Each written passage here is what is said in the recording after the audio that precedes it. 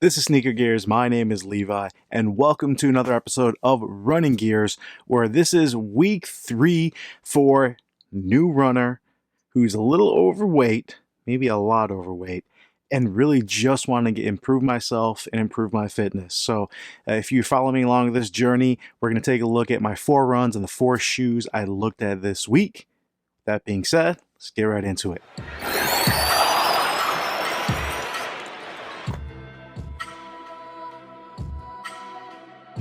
Welcome, and if you're new to the channel, please consider subscribing down below. At Sneaker Gearz, we go over comparing and analyzing different performance shoes, mostly basketball, but now a lot of running, and definitely gonna be doing more training very soon. So Running Gearz obviously is following my journey and what I'm doing to improve my running or jogging, to be completely honest. And my first run I usually try to do is at a track every week. And as far as my totals, first week I was able to do about 4 miles total, second week 4.8, and last week I was able to do about 6 miles. So maybe a little more than I should have, as far as you really don't want to go more than 10 to 20%. Increasing your range every either run or your weekly totals. So I surpassed that a little bit, but I felt pretty good. So my first one at the track, I was able to use the New Balance 1400 version 6. This is a shoe that is absolutely surprising. It's not new. There's nothing fancy to it. There's not some hypo knit like we have in the 1080 version 10 back there. It's using New Balance's older cushion style, not their fuel cell, not their Fresh from X, but just their Rev Light. And I was excited to get it because it got really good reviews. Now I went on a quick half-mile run around like just sidewalk, on concrete, and it's definitely felt a little bit more minimal to what I'm used to just as a bigger guy. I'm about 245 poundish. I'm losing some body fat, so obviously we're heading in the right direction. But on the track, this thing just shined. Really lightweight, very flexible, doesn't have any spring plate, any fancy tack, just a very well established cushioning setup that has a little bit of give to it, so it absorbs that impact. Not a lot, so I do feel it compressing down where I do feel the ground, but it's light enough and has just a little bit of energy return where you can bounce back up and get into your stride.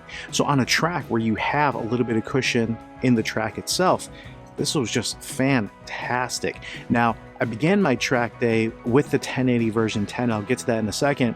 And that surprisingly wasn't as good on the track as I thought it would be, but it's still a very enjoyable shoe. Overall, New Balance has been something that has fit my feet really well, especially going with the wide. This, I did a 12.5 wide, and it fits incredible. Maybe I could have done a 12 wide, which is what I normally do, but I got a great deal on this. And the 12.5, my toe still sits pretty close to the front there where I have enough space for my toe box, and just an awesome shoe overall. So I had my track day, and the next run was really just wanting to maintain a pace. So maybe it's just a regular day running or a slower day, but I just wanted to maintain a consistent pace. And for that, there's nothing better that I enjoy than the Hoka Carbon X. This thing set the record for the 50-mile race. So obviously there's plenty of cushion. This does have a carbon fiber plate, so it's a little bit stiff, but the bounce back you get is incredible. Typical Hoka, I don't know if you guys can tell, has kind of a rockered midsole. And what that does is allows you, as a midfoot striker, or even a forefoot striker, when you land, it rolls right into your gait really easily. As a wide footer, I was able to go with my true size 12. They don't make this in widths, but it actually is a very wide shoe, very wide base where you feel comfortable, you feel planted, especially on city roads in Chicago here with concrete and asphalt. Plenty of cushion. I feel quick in this, but word of wise, again, if you're just starting to run, that carbon fiber plate does put a little extra stress on your calves, on your feet, where it's really pushing you forward. So it's not quite as natural if you get a shoe that just has foam. It feels great, but again, this is more of a race day shoe, and this is something you kind of have to acclimate to. So I enjoyed it. I was able to put almost 2 miles in here where I felt comfortable in it, and yeah, we're getting to the next day. All right, I already mentioned it before, but the shoe I did kind of my tempo day where I really wanted to kind of set a little bit faster pace for a few minutes, 2-3 minutes, take a rest, was the 1080 version 10. This thing, again, typical New Balance, I was able to get in a 12 wide, fits my foot incredibly well, has a very similar wide last like the Hoka, so something you feel very stable in. You're not rolling either direction, so you feel very comfortable in it, versus something like the VaporFly back there. Now, I said I didn't quite enjoy it on the track just because it did feel a little bit heavy, especially in comparison running the 1400, and it felt like you weren't getting any energy return at all. Running on the track almost sapped some of it, so I just really didn't enjoy it on the track, even though absolutely you can run in anything, guys. This is not about a shoe that can do it all. But on the road, I really enjoyed it, surprisingly. Now, let me give you some hindsight. This is using New Balance's Fresh Foam X. I did have last year's version, the 1089 with the Fresh Foam, and that wasn't really appealing to me. It got a lot of great reviews and people said it was a great all-rounder, but it felt like a dead cushion. I didn't get almost any energy return. It wasn't that great absorbing impact. It didn't feel necessarily stiff, but it wasn't that flexible either. This is way more flexible. This is lighter. You're getting a little bit of energy return. All right, so it's not a lot, very minimal. And this feels like running, if you guys have ever been to a CrossFit box or to a gym that has those thick rubber mats, or horse stall mats is what they call them, where you have that thick rubber that's meant to absorb the sound and hard weights when they drop, or heavy weights. And that kind of rubber isn't soft, but if you jump on it, if you land on it, it does absorb the impact. A little bit stiff, but it's doing the job of alleviating a lot of that pressure you put on your body. That's how this feels, and I don't know if that's a compliment, but you're not getting a plush ride, you're not getting a bouncy ride. This isn't something that's a super foam by any means, but you feel quick. My feet felt great with this hypo knit with the fit. My knees felt great after. It's something I enjoy running in, where I can push the pace a little bit, has a little bit of a curved edge here where it's a little bit of a rocker, so it helps you kind of get into your next stride. And overall, it's a very enjoyable ride. But as a max cushion shoe, I still think it's lacking. As an everyday runner, it's really fun to run it. Now, a shoe I did not bring up with me, so I did a little over a mile in this, and the reason I stopped is because it was a tempo day. I wanted to pick up the pace. I actually ended up putting on my Hoka Rincons. Those are a lot lighter, comparatively softer foam, a little more bouncy, and I actually was able to finish off. I did another half mile at a much faster pace than I was able to put in these. I don't know if that tells you something. Absolutely, the Rincon is going to be maybe the better shoe for a tempo day, but doesn't have nearly the coverage this does. The fit is not quite as comfortable as what this is. So there's pros and cons. Now that I have a 12, they don't make it in a 12 wide, and I do think I want to get a 12.5 in Rincon again, maybe the new Rincon 2, even though that's pretty much the same shoe. Different upper, half size up, may make a big difference. And finally, I finished off my week where I wanted to go for the long run. And for me, a long run is probably closer to 2 miles, which I'm comfortably able to do somewhat.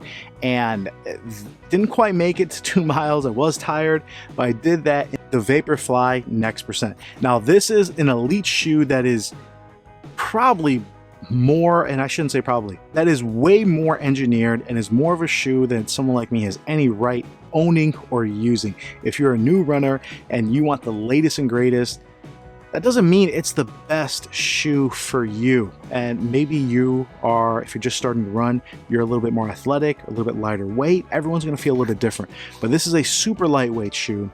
The foam is incredibly bouncy. It's ridiculous. And when you first put it on, that propulsion of where the shoe is really trying to push you forward is amazing. It really is shoving you forward. Now, because I was trying to go on a longer run that essentially is a little bit slower, this shoe is not happy about that. So, and the reason I say that, obviously, if you're running slower, you're running either with a slower or shorter gait or with a slower turnover. So I realized after the first probably half mile, I was almost bottoming out the foam. And again, I'm a heavier guy. I'm like, man, I'm losing some of that comfortable.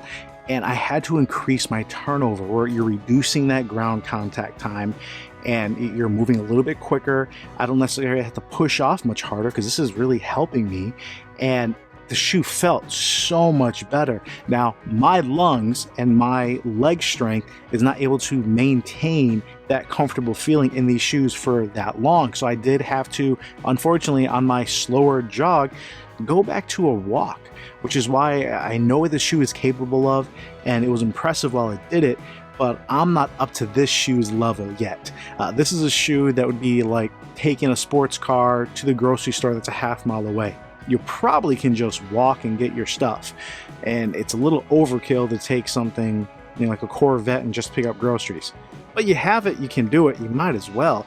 But this is something I hope that I can start using probably once a month, and as I get in better shape and I'm increasing those miles and I'm getting faster, I can really take more advantage of. So this is something. You guys are hearing great things. You're looking to buy the best shoe. Doesn't mean it's the best shoe for everybody, but it's certainly a fantastic shoe, and the better shape you're in, I think the more you're able to get out of it. I apologize, guys, for having this video a little bit later in the week. I'm trying to get these done on Sunday, so this is already halfway into week 4. I already have a couple runs in this week, and I'm happy to update you on what I did this week, kind of change things up. That 6 miles, I think, took a little bit of a toll because I'm not able to put as many miles initially this week. I'm feeling much better. Hopefully, I can put a little longer runs here as the week comes to an end. But if you want any further detail reviews on these shoes, let me know. Again, I am not putting enough miles where I really want to get into a deep dive, simply because there's a lot of great reviewers out there that are doing it. But if you're a newer runner, if you're a bigger person, you're just starting, hopefully you can join this journey with me, and this helps you with kind of what shoes will work best. And if I can help in any way, I'm certainly glad to.